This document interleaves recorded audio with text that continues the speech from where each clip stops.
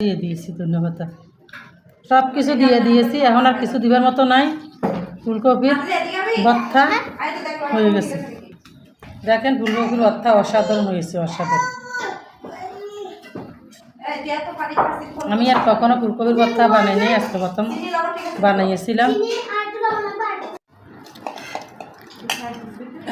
আজকে ফুলকপির ভর্তা বানাবো।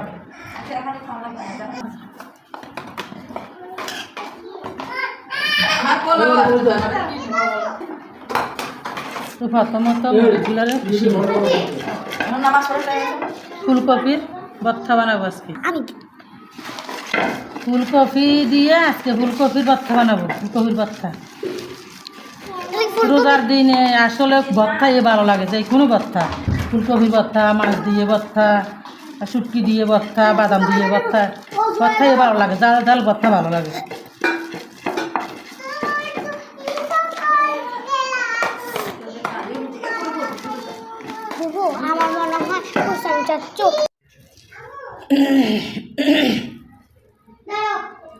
মরিচ পেঁয়াজগুলা পিষানো হয়ে মরিচ পেঁয়াজগুলা পিষানো হয়ে গেছে। এখন ফুলকপিগুলা বাটনাতে আমি নিয়ে ফেললাম।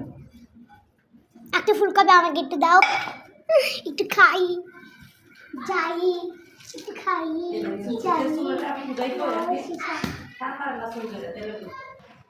এই সব মিলিয়ে এগুলা হচ্ছে যে ফুলকপির ভর্তা। ফুলকপির ভর্তার সাথে কী কী দিচ্ছি জানেন আপনারা? পেঁয়াজ, কাঁচামরিচ, 2টা শুকনো মরিচ, সব কিছু তেলের মধ্যে তেলে নিয়েছি, নিয়ে ফুলকপিগুলা তেলের উপরে তেলে দিয়েছিলাম, নিয়ে ভর্তা বানাইছি।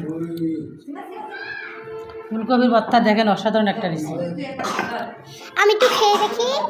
খেয়ে দেখ কেমন হয়েছে। তো রোজা রাখিস না, আমরা তো রোজা, খেয়ে দেখতে পারবো না লবণ হয়েছে নাকি দেখো। এই তো দেখেন অনেক সুন্দর কালারটা, জাস্ট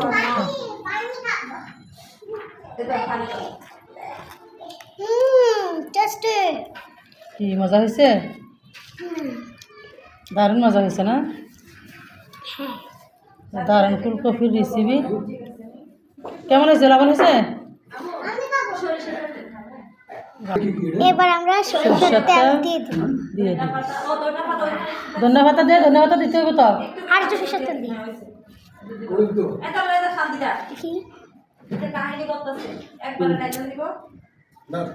এরকম খাইনি, ধন্যবাদ দিয়ে দিয়েছি। ধন্যবাদ সব কিছু দিয়ে দিয়েছি, এখন আর কিছু দিবার মতো নাই। ফুলকপির ভর্তা হয়ে গেছে। দেখেন ফুলকপির ভর্তা অসাধারণ হয়েছে, অসাধারণ। আমি আর কখনো ফুলকপির ভর্তা বানাইনি, আজকে প্রথম বানাইয়েছিলাম।